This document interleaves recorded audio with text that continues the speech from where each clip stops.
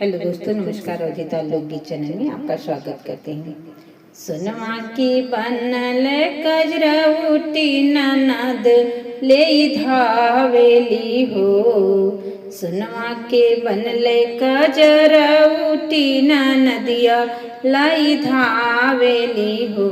ललना बबुआ के देव कजर वाले गले हाँसुल हो। ललना बबुआ के देव कजरवा तोले गले हाँसुल हो। सौरी में बैठली भाभी तो भैया से चुंगली करे हो। सौरी में बैठली भाभी तो भैया से चुंगली करे हो। हे स्वामी नदी के लागल छव महाना नदिया बीत करी हो। हे स्वामी नदी के लागल छठ महाना नदिया बीत करी हो। नहीं खुले हटिया बजरिया तो नाही डगरिया खुले हो। नहीं खुले हटिया बजरिया तो नाही डगरिया खुले हो।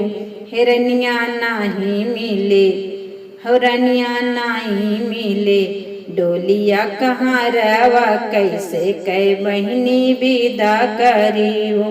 हिरनिया नहीं मिले, डोलिया कहाँ रिया कैसे कै बहनी विदा करी हो।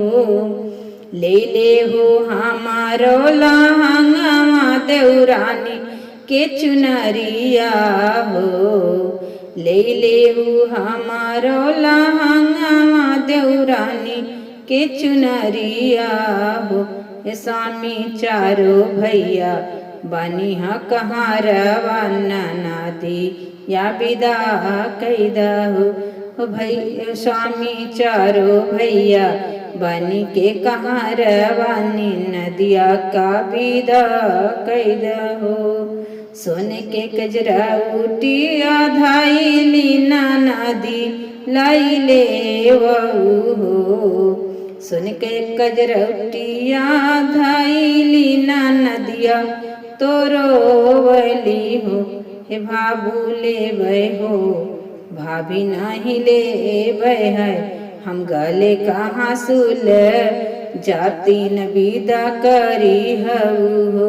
हे भौजी नहीं लेबै गले कहाँ सुल जल्दी विदा करा हो।